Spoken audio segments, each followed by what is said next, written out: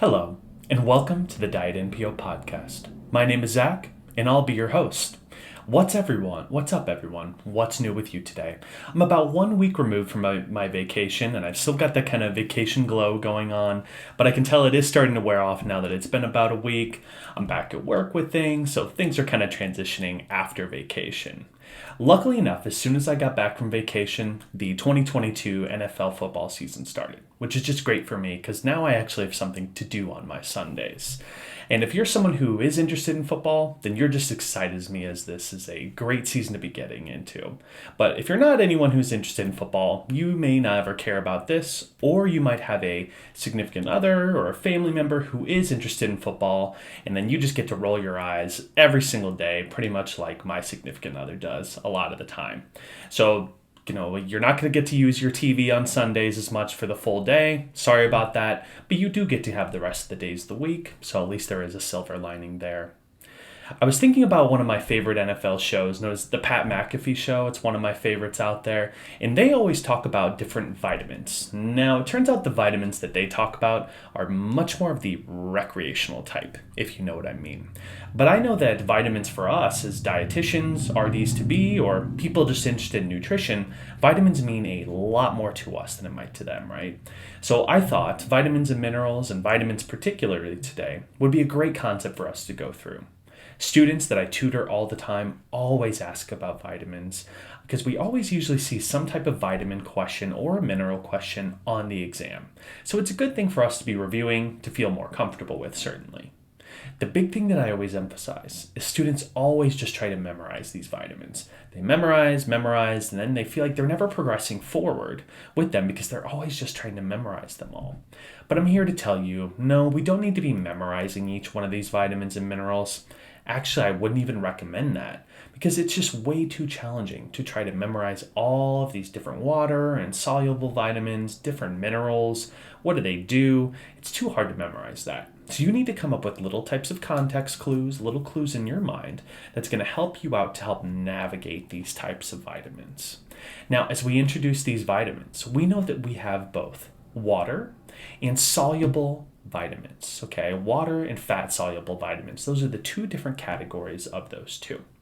And of those two, we know that there's one of those that actually can lead to higher risks of toxicities, meaning we have too much in our body that it actually leads to detrimental health effects, right? Let's think of it like this way. If you had to guess, which one do you think would lead to more toxicity? Water or fat-soluble? Well, I'm here to tell you that fat-soluble vitamins certainly lead to higher amounts of toxicity compared to the water-soluble. It's not too complicated as to why really here. If we think about it, with our fat-soluble vitamins, like me, myself, I have plenty of body fat on my body. So a lot of those fat-soluble vitamins that I ingest, they have somewhere that they can store because we usually have plenty of body fat on our body. Whereas water-soluble vitamins are, again, soluble in water. So we know that we're going to be really good at just urinating those out most of the time if we do have an excess. This is kind of the reason why whenever you take a multivitamin, it's kind of like saying you've got $100 urine. Because you can tell even in that urine, you can see those water-soluble vitamins going through because your urine is usually much more yellow and dark. So that kind of helps give you some clues as far as which ones are going to be toxic and which ones aren't. Another thing about these water and fat-soluble vitamins is just trying to understand the different types of food sources. And it's not really, it's not rocket science here, really knowing what are good sources of B vitamins versus fat-soluble vitamins. So just try to come up with some good context clues for yourself to help navigate these vitamins.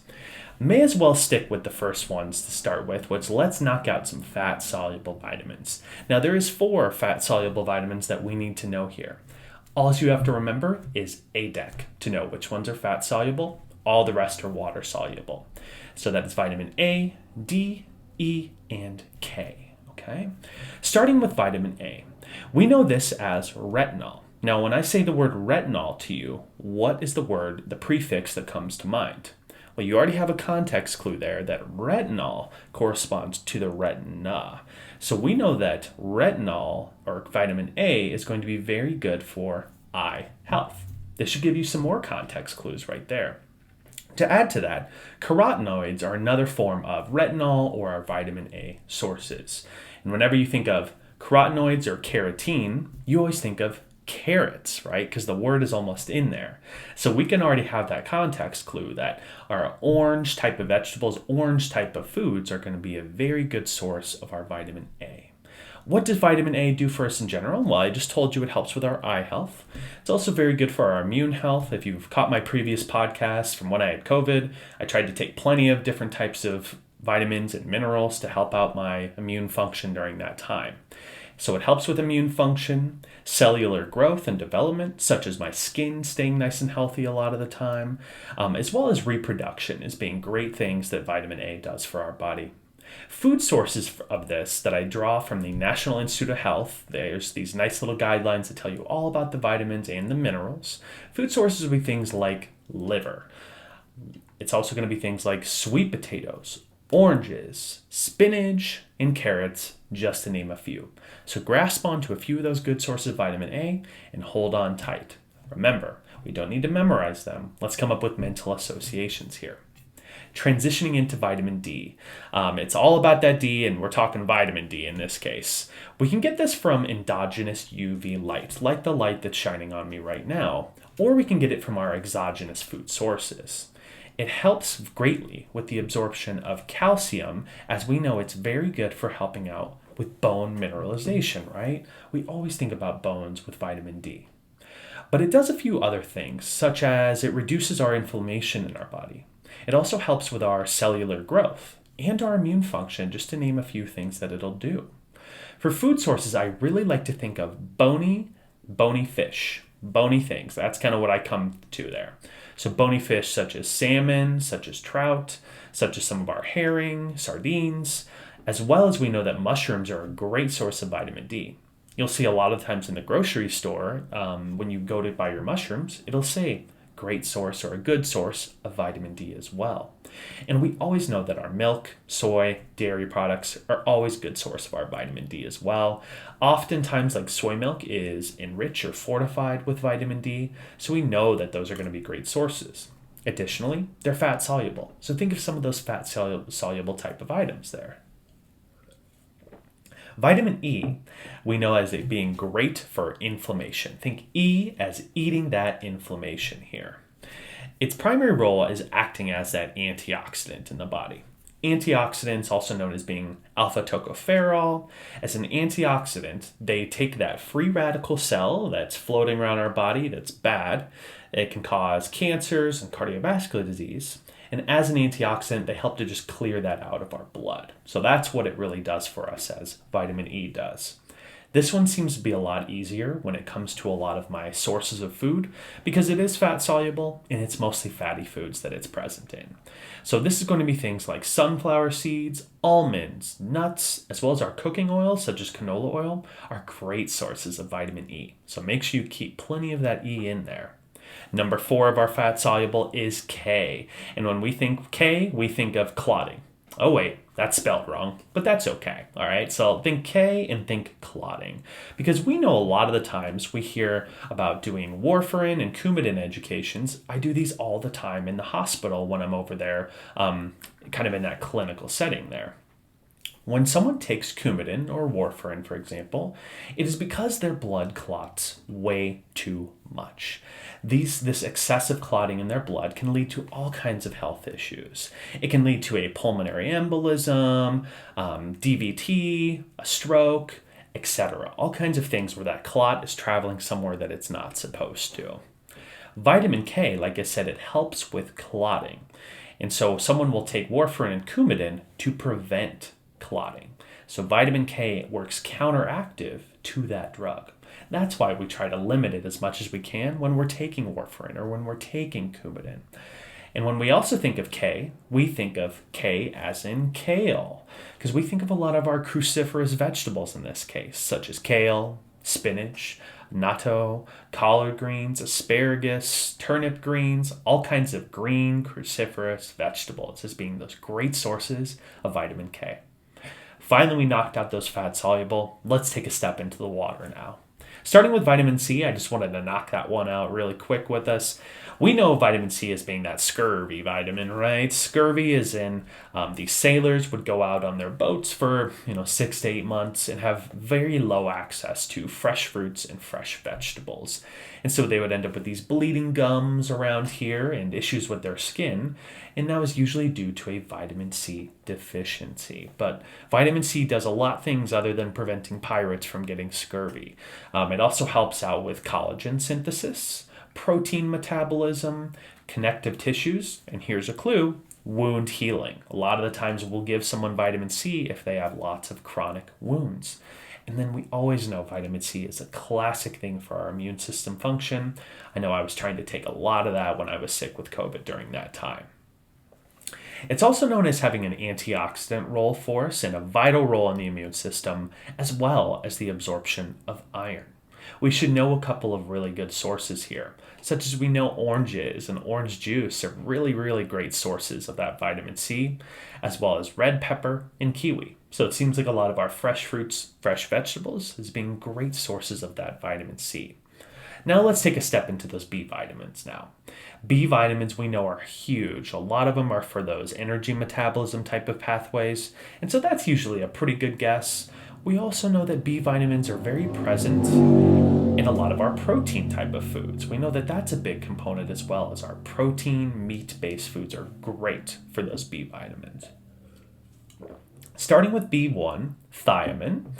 Thiamine is a really great one because it's critical for energy metabolism, especially our carbohydrates as well as our other cellular functions of the body.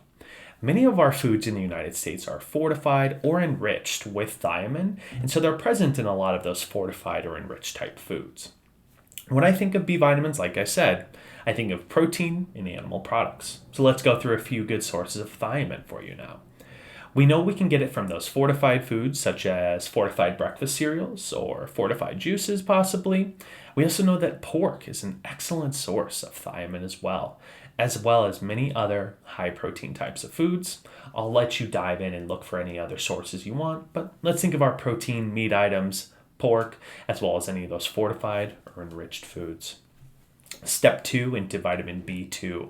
We know this is riboflavin, a major component of energy metabolism, particularly FAD or FADH, which is the component that we use for the electron transport chain to help make ATP. If you've ever heard me talk about NAD and FAD, there's that component where I say it's like our checks that we take to the bank, and the bank is the electron transport chain there.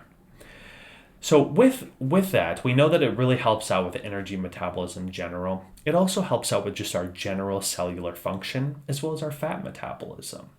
What foods do another thing that we know about riboflavin is that it is very sensitive to UV light. It's actually destroyed in UV light. And that is your context clue there that you need to grasp onto, because what foods are in the grocery store that we try to put in these opaque containers to prevent the light from entering in? Think back a little bit. It's milk, right? Milk, we never put it in clear containers, or unless they would need to be in a dark room if it was going to be that. But milk, we never want to put that in a clear container because that UV light is going to degrade that riboflavin, and it's going to make it so it doesn't work as well there. Another things is going to be like our beef liver, yogurt, and steak, just to name a really couple good food sources there. B3 is niacin, and it is converted to NAD, which just like I said with FAD, that is that component of the checks that we take to cash to the bank to make ATP now, right? Niacin also helps out with many of our enzymatic functions in our body, making enzymes. There's many of them that require niacin, so it's hugely important for that type of metabolism. Food sources, again, I'm coming back to that beef liver type things. Chicken, spaghetti sauce, turns out it has some. Turkey and tuna, as you can tell, they're all very protein-based type of sources right there. B5 is known as our pantothenic acid. Pantothenic acid, an essential nutrient that we use for the formation of coenzyme A, or CoA, as you might know. What do we know about CoA? Well, we know that CoA corresponds to acetyl-CoA. And acetyl-CoA is that component that feeds into the Krebs cycle to help create this energy or help create those checks that I talked about earlier. So it's obviously huge for energy production. Food sources that are still going to be a lot of those fortified cereals, liver, shiitake mushrooms are a great source, chicken, and tuna. So when you think of pantothenic acid, let's think of acetyl-CoA. B6, it's its own thing, and it really never earned its own name other than being pyridoxine. With a versatile amount of roles that vitamin B6 does, it really helps with the enzymatic reactions, cognitive development, immune function, as well as hemoglobin formation, and I even read that it helps out with gluconeogenesis as well as glycogenolysis. Gluconeogenesis is that creation of new glucose. Glycogenolysis is when we're breaking down our glycogen into glucose, right? So it seems to be very important for that energy metabolism, among multiple other things. The richest sources would include our fortified cereals, meats, fish, and our starchy vegetables, including chickpeas in there as being an excellent source. It said something like a half cup of chickpeas is like 60% of our daily B6, so that's great. B7 is biotin, which you might hear kind of being touted all the way. It's really critical in the roles of fat, glucose, and amino acid metabolism. Many foods contain biotin, including our organ meats, eggs, fish, meat, seeds, and nuts. Very fat and very protein-dense foods, as you can tell. You've also heard that a lot of times it's used for hair and skin health a lot of the time. Turns out those studies have not been legitimized or they're very limited, so I wouldn't really hold on to that as being the best thing that biotin does. I guess maybe what my mind comes to is like Biotine, which is like that that shampoo, right? But it's not supposed to really help with hair that much, or at least it hasn't been proven to do so yet. B9 or benign is folate. And folate, we know, does tons of things. Who needs folate the most? We know that folate is needed the most for especially pregnant people because of the creation of those neural tubes for the baby, as well as it helps out with DNA and RNA synthesis. So that's hugely important, right? If we need DNA and RNA for everything in our body, we're going to need that folate. Another thing it does is it helps with the conversion of homocysteine to methionine, because we sometimes don't want so much homocysteine in our blood, so it helps out with that. And the deficiency of this can really lead to a couple things. We know that, like iron, usually leads to itty-bitty cells, whereas folate and B12 leads to giant cells as far as the red blood cells go.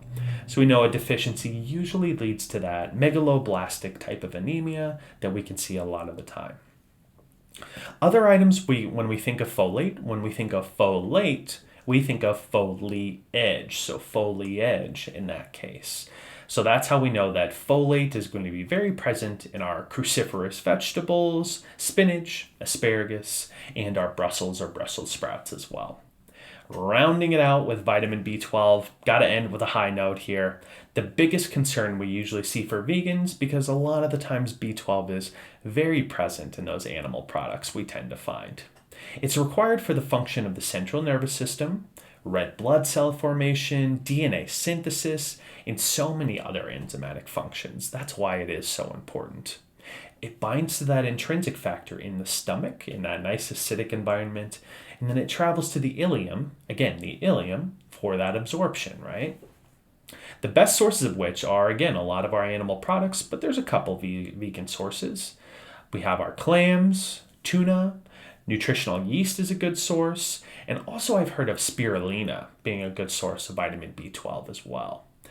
So we know we can have some vegan sources, but we can always default to the beef, salmon, dairy products, animal products as all being good sources of those B vitamins, right? Now that you've all stuck with me so well here, you deserve a couple good, solid practice questions just to help round this out right now. Which of the following would be the best source of vitamin D in this case? Which would be the best source of vitamin D? Would it be A, asparagus, B, sardines, C, oranges, or D, edamame? Again, which ones of those would be the best source of vitamin D in that case? Well, if I'm going to do process of elimination, I'm going to take a look here. Is asparagus going to be a good source of vitamin D? No, I knew that mushrooms were a good plant-based source, but I don't think asparagus was. I'm going to go ahead and I'm going to eliminate that one right there. What about sardines? Well, when I thought of vitamin D, I did think of some of our bony type of fish, and sardines tend to have some good bones in them, unless they're deboned. So I'm going to hold on to B. Maybe that is a good source. C, oranges. Well, no, I know that oranges were great for vitamin C. I know it was great for a lot of our fresh fruits and vegetables, but I don't think it's going to be a good source of vitamin D. So I'm going to go ahead and eliminate that one as well. And then D is going to be edamame. Okay, edamame does have some protein in it. It would be good for some type of sources. But if I look between sardines and edamame in this case, I would go with sardines, and that is the right answer. That would be the best source of our vitamin D in that case, because we're thinking of the bony fish, bony types of items, or bones in general when it comes to vitamin D. Edamame turns out is a decent source of vitamin D. It does have a good amount in it. But if we're saying what's the best source, sardines or those bony fish, definitely blow it out of the water there. Number 2, which of the following is essential for energy metabolism? Let's take a look. Is it going to be A, vitamin A, B, vitamin D, C, vitamin E, or D, vitamin B2? That's known as riboflavin, right? B2 is riboflavin, B1 is thiamine, B3 is niacin. Okay, I've got all those clarified in my head. And I want to find which one is essential for energy metabolism. What do I know about A, B, and C in this case? That was vitamin A, D, and E. That is really confusing, let me tell you. So for vitamin A, I know it's a fat-soluble vitamin. Helps out with my eyes, my skin, my immune function. Did it have anything to do with my Did it have anything to do with my energy metabolism, though? I'm not as sure. I'm going to go ahead and eliminate it because I don't think that's what it's best known for. What about vitamin D? Energy metabolism, vitamin D. No, I don't think that's going to be a good fit either, because I know that vitamin D helps with the bones, it helps with my antioxidants and maybe some immune function, not so much as far as my energy metabolism goes. Vitamin E was a great antioxidant for my body, but did it do anything for my energy metabolism? Not so much. So I'd probably get rid of that too. Leaving riboflavin as the best answer here, we know that B vitamins are great for energy metabolism. So that's a pretty good thing to assume for this question. And certainly, riboflavin or vitamin B2 is going to be our best fit in this case. For the What's Eating You segment today, to top off today, I have my own favorite protein sources to go through, and today I want to do Swedish meatballs. I have been a bum when it comes to cooking lately. I'm still in that vacation mode where everyone's doing everything for me at this point. So I need some motivation pronto. I chose Swedish meatballs because we always get them at IKEA, 1, and 2, because they aren't too difficult to make at home, really. I recently met some vegan Swedes on our trip to Panama, and I asked if they were German. Okay, so that tells you how cultured a jackass like me actually is, that I had no clue whatsoever what they were. But it made me think of Swedish meatballs, as definitely those are not a vegan source at all. But for our Swedish meatballs, we'll be using some lean ground beef. I've also seen ground pork used before.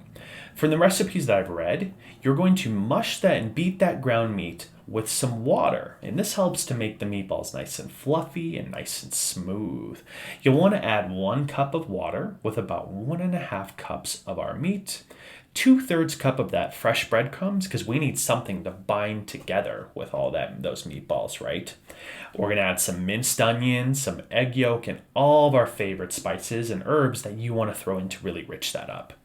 Go ahead and mix that in your food processor. If you use a KitchenAid, Vitamix, or just using your hands by hand, it's going to take a lot more work, I can tell you. And really just keep mixing that until those end up as a consistency that you're happy with, or a consistency that you can actually form a meatball with. Because if you just underdo it, it's really just going to be mushy, wet. It's not going to be very good as far as forming the meatball, so you're going to need to probably give that a really good mix down. Many recipes will cook them on the stovetop and then coat them in flour to keep cooking them. Or if you'd prefer, you can also bake them like we sometimes do when we're feeling lazy if you don't want to put that much work in beyond that point. Serve it with your herb roasted potatoes, a bed of rice, lingonberries for a nice fall dish coming up here. That ties it up and that cooks it up for the Diet NPO podcast today. I always appreciate all of you that reach out and say how much you're enjoying the podcast. Thank you so much for listening. It really does mean a lot.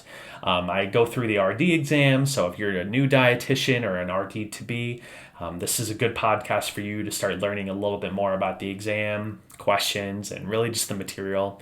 Or if you're just someone who just wants to learn about nutrition in general, this is a good podcast for you. Continue to follow me on my Instagram, Zak_snacks. DM me if you have some RD exam tutoring needs and you want to learn from a great tutorist like myself. Rate, subscribe so I can keep this little project going. And hey, have a great day.